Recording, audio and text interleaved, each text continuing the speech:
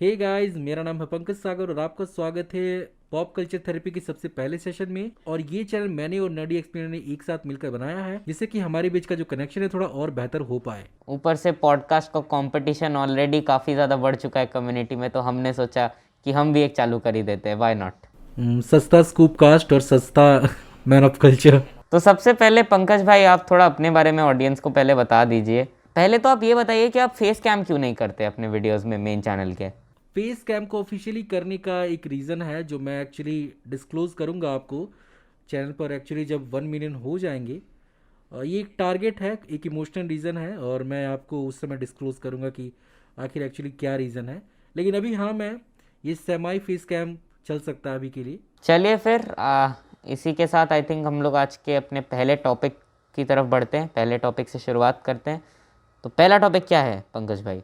तो सबसे पहला टॉपिक है कि सैम विल्सन का रोल प्ले करने वाले एंथनी मैकी ने इस बात को अपनी तरफ से थ्योरी बताई है कि हो सकता है कि कैप्टन अमेरिका एक्चुअली जिंदा हों मार्वल सिनेमैटिक यूनिवर्स में, ओरिजिनल स्टीव रॉजर्स वाले। तो इस पर आपका क्या ओपिनियन है? मेरे को तो लगता है हो सकता है। बिल्कुल हो सकता है, क्योंकि जैसे कि पूरे के पूरे सवाल को falcon in the winter soldier के अंदर डॉज ही किया गया एक तरह से, और एक डेफिनेटिव आंसर नहीं दिया गया था। किसी ने कहा था कि चांद पर हैं, कोई कह रहा था कि कहीं और हैं, कोई कह रहा था डेथ हो गई है। मुझे नहीं लगता डेथ हुई होगी। क्योंकि अगर डेथ होती तो इसको क्लियरली एड्रेस किया हाँ जाता। हाँ, और एक तरह से वो एक बहुत बड़ा इवेंट होता मार्वल सिनेमैटिक यूनिवर्स के अंदर। लाइक फ्यूनरल वगैरह होता प्रॉपर, जैसे आयरन हाँ मैन का हुआ था। हाँ।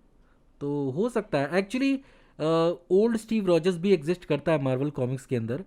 तो होपफुली मार्वल हो सकता है कि सीक्रेट वॉर्स के अंदर उस चीज़ को यूटिलाइज करना चाहता हो, जिसके कारण पॉसिबली हमें शायद वापस दिख जाए स्टीव रॉजर्स किसी ना किसी तरह से। हो भी सकता है।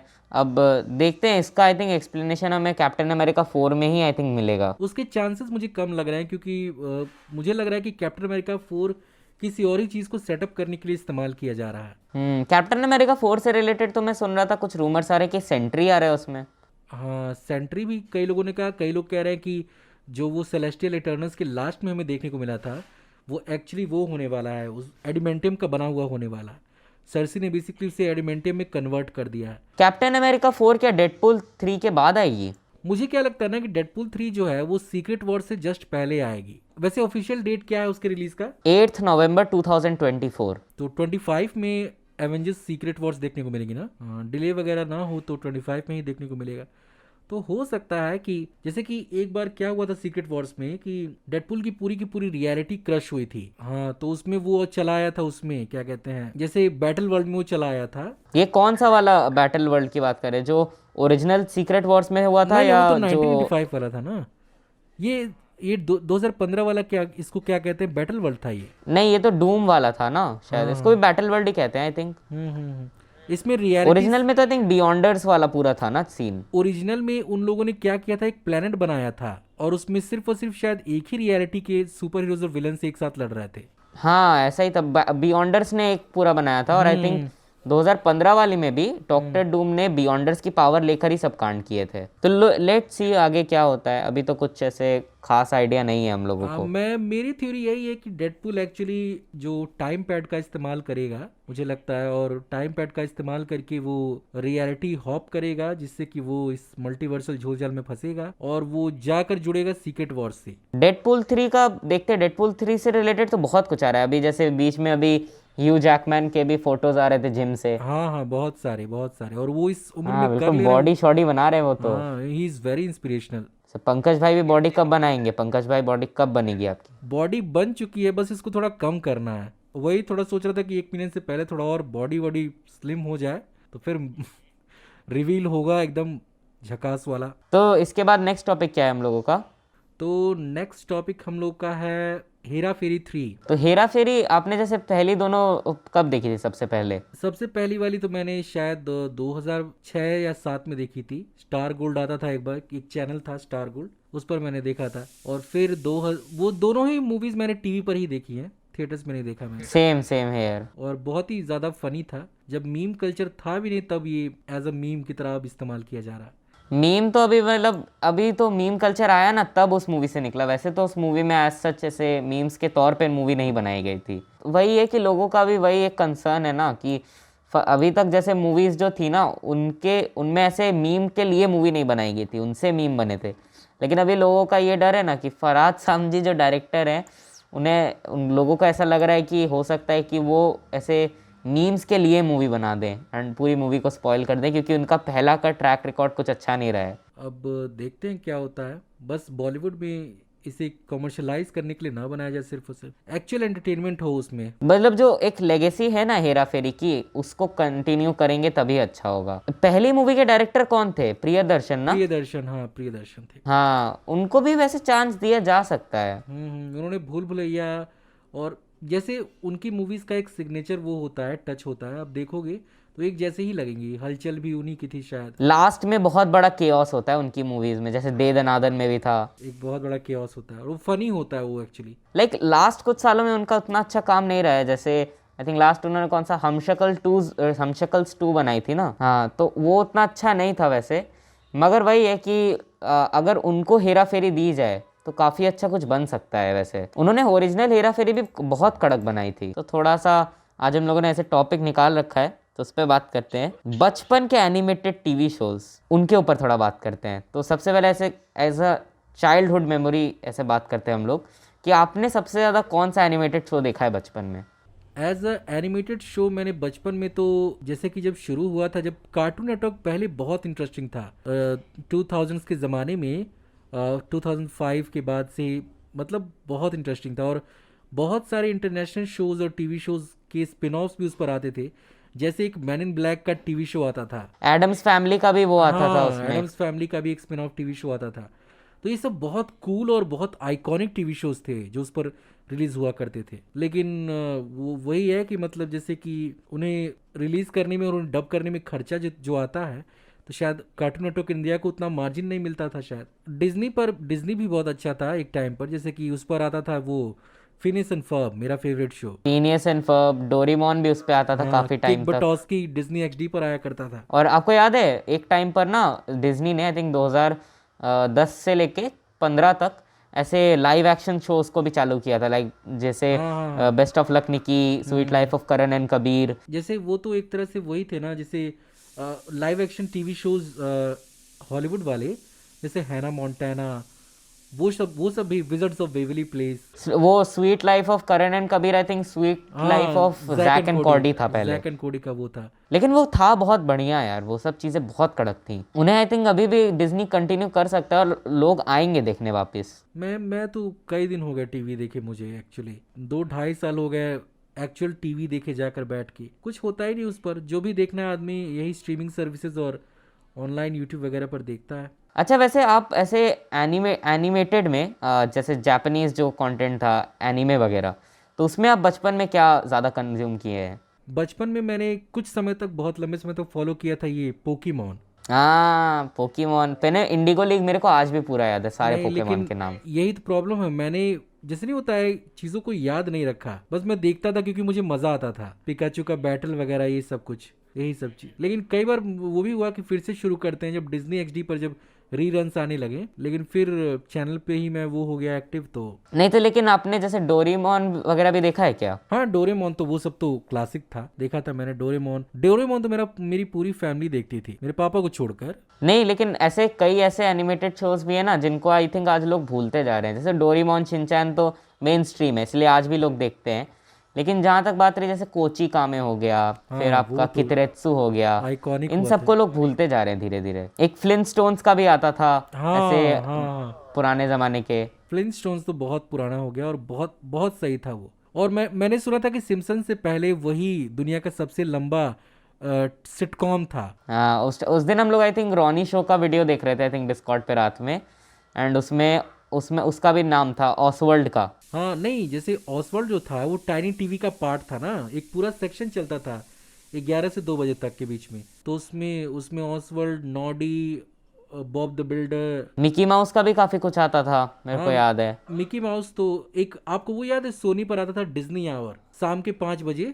एक स्पेसिफिक स्पॉट होता था डिज्नी पर, जब सॉरी सोनी पर, जब वो डिज्नी के शोज दिखाते थे तो उसमें वो भी आता था, क्या कहते हैं, बज़ लाइटयर की एनिमेटेड स्पिन ऑफ शोज थी एक स्पेशल, और अलादीन का अपना स्पिन ऑफ टीवी शो था। वो सब बहुत बहुत अच्छा लगता था वो बचपन में। और उसके बाद मैंने टिमोन एंड पुम्बा भी देखा है सोनी पर। अच्छा, आपने वो देखा है टकेशीज कासल? हाँ, टकेशीज कासल भी फॉलो किया हमने रिलीजियसली। जावेद जाफरी की वॉइस ओवर के वो साथ। कमेंट्री वो बहुत बहुत अच्छी लगती थी। हाँ, वो जावेद जाफरी असल में असली रिएक्शन चैनल जो ऐसे यूट्यूब पे है ना, वो सबके बाप है, उन्होंने सबसे पहले चालू किया था रिएक्शन। लाइव एक्शन में तो कई शोज थे, जैसे ये था अपना टकेशीस कासल तो हो गया, उसके अलावा भी कई थे। Power rangers. पावर रेंजर्स तो उस पे आता था ना, डिज्नी एक्सडी वगैरह पे। पावर रेंजर्स आपने कब तक फॉलो किया, कौन सा देखा है?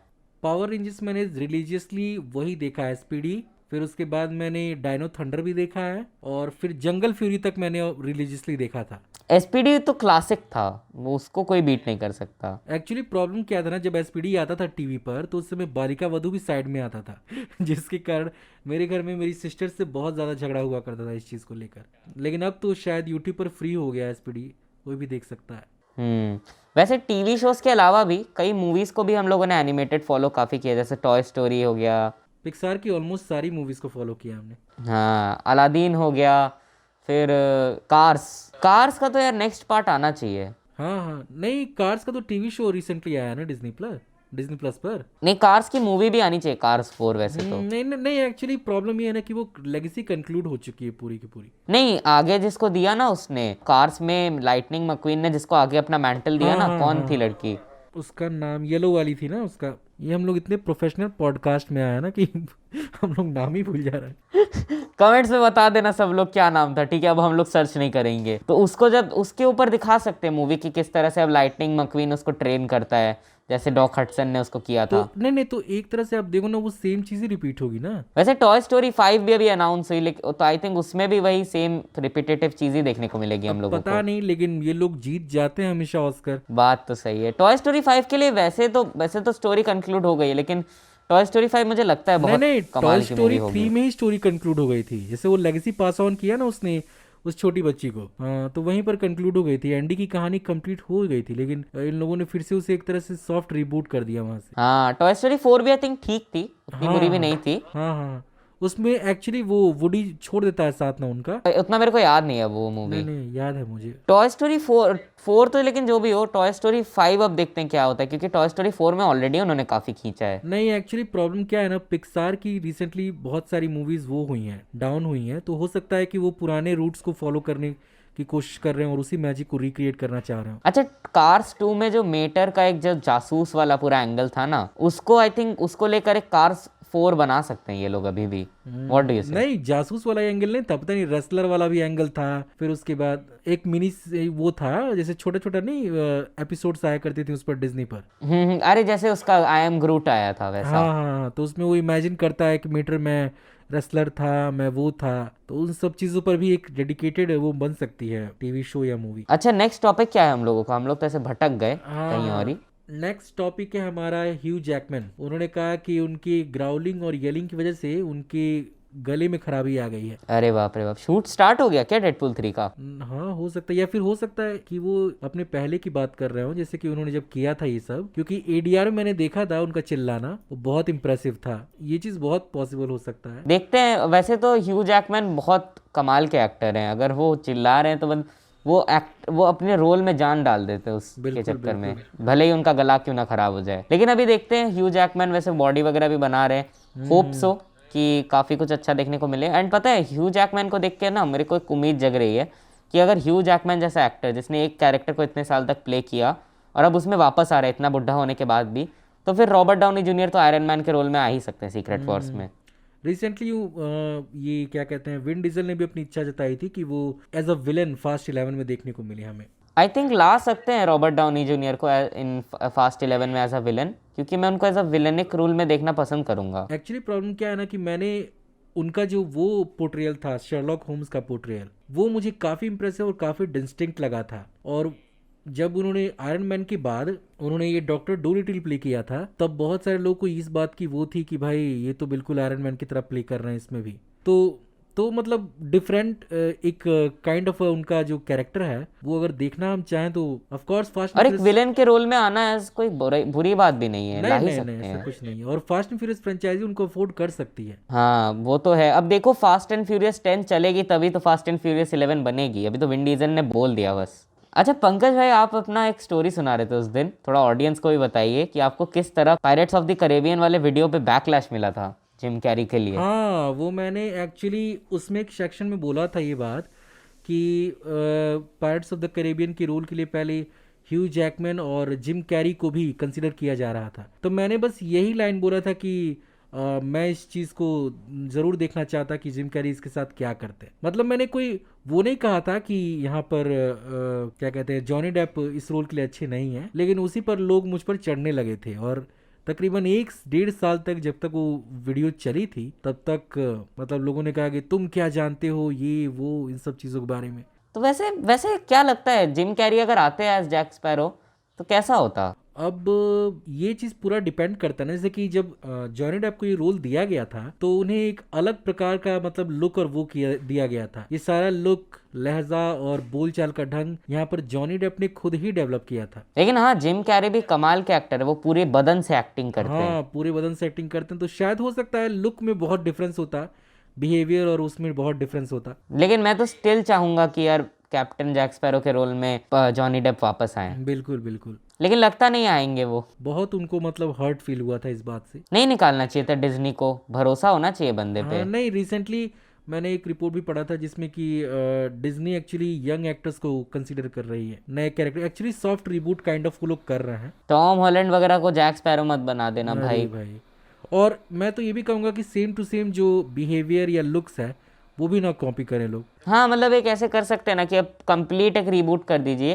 कि जैक स्पैरो की कहानी पहले खत्म हो गई और अब उसके आगे की कहानी है। बस वही है कि वो चार्म नहीं ला पाएंगे कभी वो वापस जॉनी डेप वाला। हेट भी मिलेगा उन्हें, शायद बहुत ज़्यादा हेट मिले। हो सकता है मूवीज ना ही चले। पायरेट्स की मूवी तो आज भी मतलब जॉनी डेप के नाम पे चल जाएंगी, इतना फैंडम है उस बंदे का। उसके बाद अगले टॉपिक पर आए bro, cocaine bear. Cocaine bear का भी हम लोग पॉडकास्ट से पहले स्टोरी सुन रहे थे।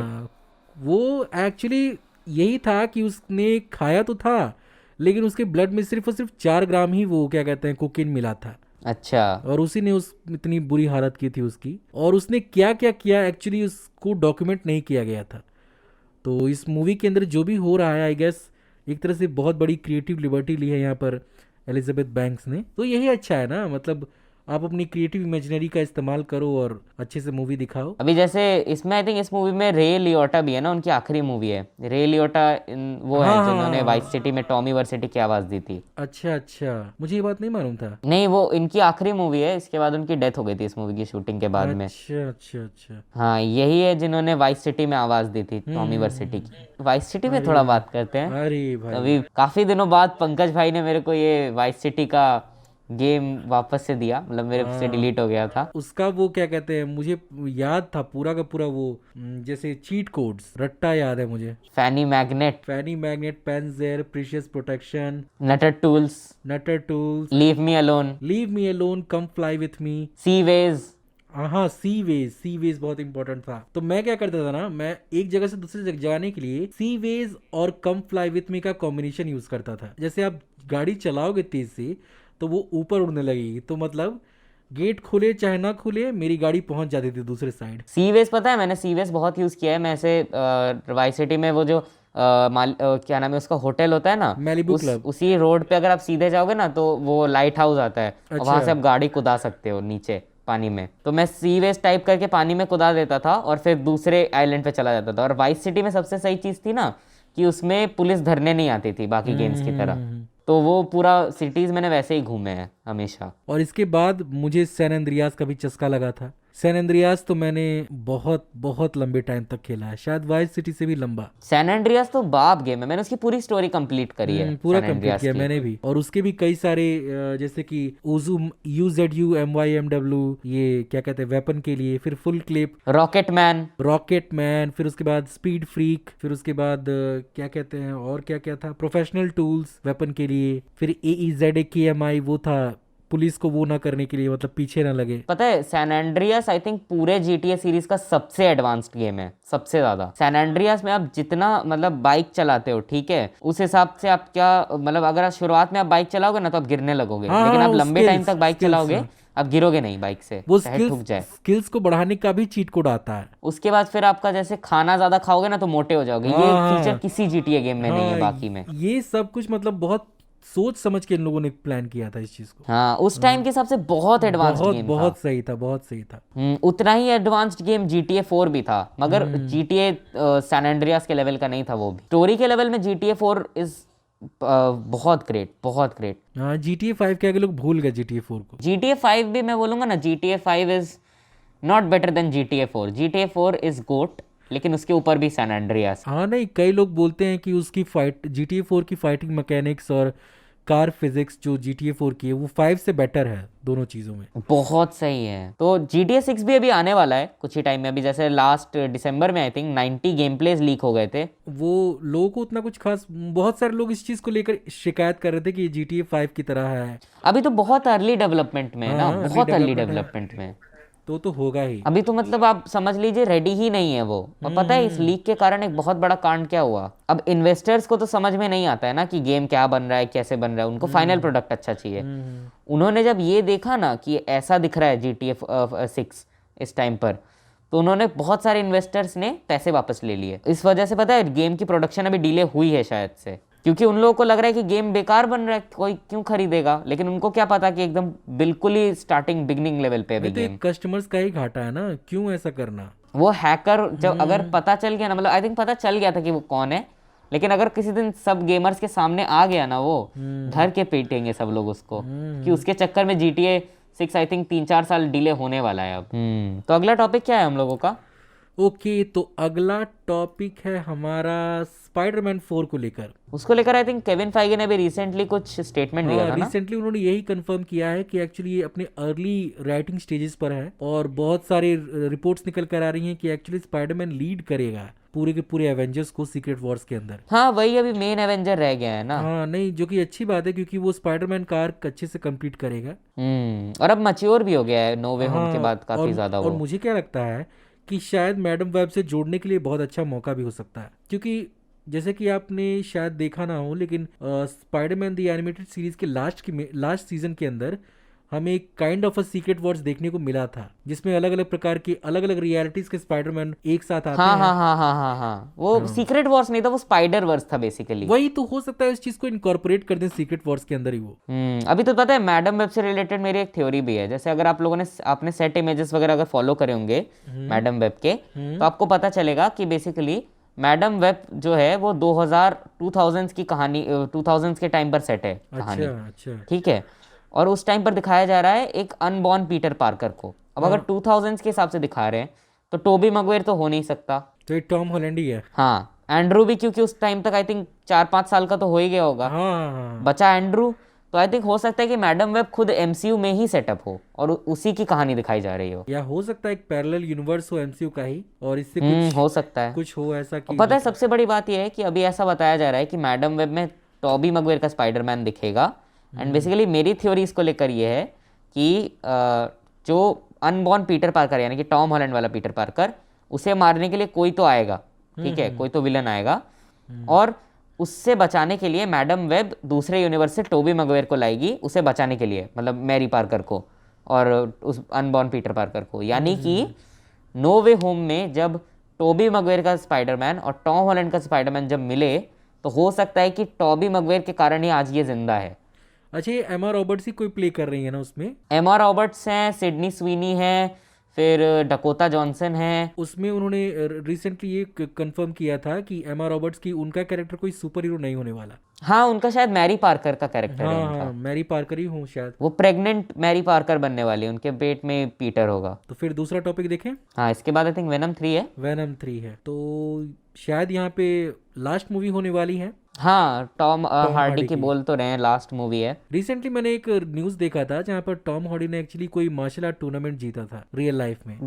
उनके इंस्टाग्राम पे मैंने शायद देखा था, हाँ हाँ कुछ हाँ। शेयर किया था उन्होंने। तो मतलब रियल लाइफ में वो फाइटर हैं एक। बहुत, अरे वो एक्टर भी बहुत कमाल के, जैसे द डार्क नाइट राइजेस में उनका बेन हाँ, का परफॉर्मेंस इज लाइक नेक्स्ट बहुत नेक्स्ट लेवल। बहुत तगड़ा था परफॉर्मेंस उनका बेन का। अगर मैं एक अनपॉपुलर ओपिनियन देता हूँ, हो सकता है काफी लोग इसके लिए मेरे को बोले कुछ, मेरे को पर्सनली बेन की जो मूवी है द डार्क नाइट राइजेस, वो मुझे द डार्क नाइट से ज्यादा बेटर लगती है। एक्चुअली प्रॉब्लम एक्चुअली वो ये है ना कि उसमें तीनों ही मूवीज की अपनी एक खासियत है। जैसे पहली मूवी के अंदर हमें एक बिगिनिंग देखने को मिली एक सुपर हीरो की। सेकंड मूवी के अंदर उसके क्या कहते हैं मॉरल्स को टेस्ट किया जोकर ने एक्चुअली। और राइजेस में उसका वापस आना, तो तीनों की अपनी खासियत है। अभी तो न्यूज़ भी आ रहा था कि हो सकता है कि लाइक आने वाले फ्यूचर में डीसी में मल्टीवर्सल किसी मूवी में अपना क्रिश्चियन बेल का बैटमैन रिटर्न कर हाँ सकता हाँ है। हाँ, एक न्यूज़ तो आ रही थी, लेकिन कोई रूडोल्फ हैं, कोई यूट्यूबर है शायद, उन्होंने ही बोला था। हो सकता है, आ गए तो अच्छी बात है वैसे। तो उससे क्या लगता है जो क्या कहते हैं द डार्क नाइट ट्रिलॉजी की जो इंटेग्रिटी है उससे खराब नहीं होगी, स्पॉइल नहीं होगी? नहीं, आई थिंक जिस तरह से लोगन के लेगेसी को टच ना करते हुए उसको लाया जा रहा है नहीं वुल्वरीन को, तो वो तो उसी तरह ला सकते हैं। वो तो मुझे जहाँ तक लगता है कि ये एक वुल्वरीन जो होगा वो एक तरह से पैरेलल होगा उस यूनिवर्स की। हाँ, तो वैसे ही पैरेलल यूनिवर्स से ला सकते हैं अपने उसको, क्रिश्चियन बेल के बैटमैन को, और आई थिंक लाएंगे तो बहुत सक्सेस होगी मूवी की। बिल्कुल बिल्कुल। तो आई थिंक अब अपने लास्ट टॉपिक पे बात कर लेते हैं, which is Rick and Morty. हाँ, ठीक रिक एंड है, मॉर्टी पर बात काफी कर। सैड न्यूज़ है, जस्टिन रॉयलैंड जो आवाज देते हैं रिक और मॉर्टी दोनों की, उनको हटा दिया गया शो से। एक्चुअली मैंने देखा था बिहाइंड द सीन, वो एक्चुअली रिक की आवाज़ को देने के लिए वो एक्चुअली ड्रंक होते थे। हाँ, और ड्रंक होकर वो उस आवाज़ को रिकॉर्ड करते थे। और पता है वो जो डकार लेते हैं ना रिक की, वो लानी भी बहुत मुश्किल है, उसके लिए सही में उनको ड्रिंक करना पड़ता है मजबूरी हाँ, में। डकार डकार लाना पड़ता था उन्हें, लेकिन उन्हें अभी चार्जेस का सामना करना पड़ा है डोमेस्टिक वायलेंस के चार्जेस की वजह से, जिसके कारण उन्हें निकाल दिया गया है। तो जब उन्हें निकाल दिया गया है तो पूरे रिक एंड मॉर्टी का पूरा जो फील है वो एक्चुअली चेंज हो जाएगा। अब आई डोंट थिंक उनके लेवल का कोई कर पाएगा रिक और मॉर्टी की नहीं आवाज तो को। हो सकता है यूनिक तरीका अपनाया जाए। वैसे बिहाइंड द सीन ये खबर निकल कर आ रही थी कि वो क्रिएटिव कोलैबोरेशन जो है उसके बिहाइंड द सीन वो सिर्फ एज अ वॉइस एक्टर ही काम कर रहे थे बेसिकली। कई सालों से उनका कोई वो सपोर्ट नहीं था उसमें क्रिएटिव स्टोरी कोलैबोरेशन। वगैरह में। हाँ, तो हो सकता है कि कोई और ही इस चीज़ को अच्छे से कर ले यूनिकली। होपफुली अब आई जस्ट होप कि कुछ अच्छा निकल कर आए, क्योंकि एडल्ट स्विम ने बेसिकली रिक एंड मॉर्टी के आने वाले 3-4 सीजन और के कॉन्ट्रैक्ट साइन कर रखे हैं।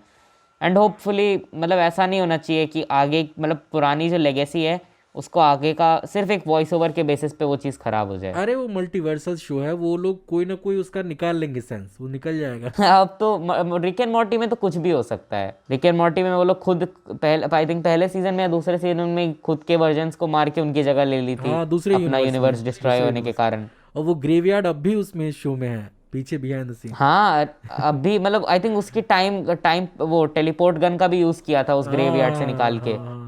वाइल्ड शो है, वाइल्ड शो है, वाइल्ड शो एकदम। उसमें आप अपने इमेजिनेशन के परे जाओगे ना, तब भी आप नहीं सोच पाओगे कि क्या होगा। एक एक मैं आपको बताता हूँ, आपने सीजन 6 देखा है अभी? नहीं, अभी सीजन 6 नहीं देखा, अभी सीजन 5 ही तक मैंने देखा है, 6 शुरू करना है अच्छा, मुझे। सीजन 6 में बेसिकली एक एपिसोड होता है फॉर्च्यून कुकीज का, अच्छा। ठीक है, और उसमें जेरी जो है उसके फॉर्च्यून कुकी में निकलता है कि he will F his mother, अच्छा। और वो चीज़ सच होने लगती है। Oh my God. वो कितना भागने की कोशिश करता है लेकिन वो चीज़ होने लगती है उसके साथ। अच्छा, वो ड्रैगन वाला देखा था क्या? कौन सा? हाँ हाँ, मैंने जैसे देखा था, मैंने उसमें देखा कहता था। कि किसी से बताना मत, हमने किया ये वाला। अरे बहुत वाइल्ड है रिक एंड मॉर्टी भाई, बहुत वाइल्ड है। तो आज का पॉडकास्ट खत्म करने से पहले पंकज भाई कुछ मूवी रिकमेंडेशंस आप देना चाहेंगे? मूवी रिकमेंडेशंस तो बहुत सारी हैं, लेकिन रिसेंटली मैं यही कहूँगा कि मूवी के अलावा टीवी शोज़ भी मैं रेकमेंड करना चाहूँगा। जब से मैंने इंग्लिश को समझना शुरू किया है, जैसे होता है ना जनरली स्कूल के बाद हमें टाइम लगता है समझने में चीज़ों को, तब से मैं साइड में एक सिटकॉम लेकर चलता हूँ।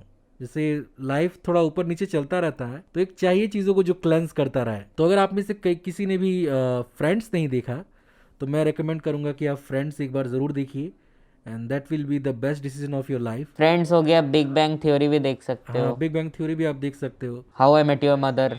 अरे द मॉडर्न फैमिली देख रहा हूँ एक्चुअली, 3rd सीजन पे हूँ मैं। और उसके बाद मेरे को रेकमेंड किया था किसी ने, तो कैसा है देखूं? हाँ देखने लायक है, बहुत सही है वो। लाफ ट्रैक वाला शो नहीं है, लेकिन हाँ सिचुएशनल कॉमेडी टाइप का चीज़ें हैं। और मैंने एक और शो देखा था, इसी साल ख़त्म किया उसे, the fresh prince of Bel Air. मेरा रिकमेंडेशन आई थिंक ये रहेगा, अगर पायरेट्स ऑफ द कैरेबियन अब तक नहीं देखी है तो आई विल रिकमेंड। पहले 3 के बाद उतने अच्छे पार्ट नहीं है, लेकिन हाँ अच्छी फ्रेंचाइज है, देखो। बाकी रिसेंटली मैंने वेंसडे देखी बहुत लोगों के रिकमेंडेशन पे, तो वेंसडे देख सकते हो।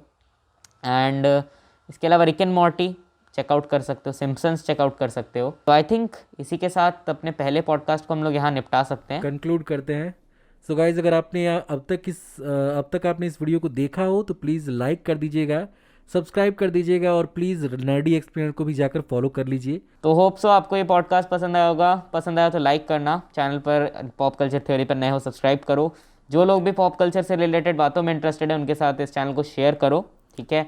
इस चैनल पर फटाफट से हम लोग को एटलीस्ट इस साल से पहले 10,000 तो करने हैं, ठीक है, करना है बिल्कुल। और बाकी आप लोगों हम लोग के सोशल मीडिया हैंडल्स और हम लोग के यूट्यूब चैनल्स आप लोगों को डिस्क्रिप्शन में मिल जाएंगे, वहाँ से जाकर अगर आप लोगों ने अभी तक चेकआउट नहीं किए हैं चेकआउट कर लेना। एंड हम आपसे मिलेंगे अगले हफ्ते एक और नए पॉडकास्ट के साथ। आई थिंक ये पॉडकास्ट कल जाएगा ना, संडे को, अगर एडिट हो गया। अगले सेशन में मिलते हैं फिर। तो अगले सेशन में मिलते हैं अगले संडे को, तब तक के लिए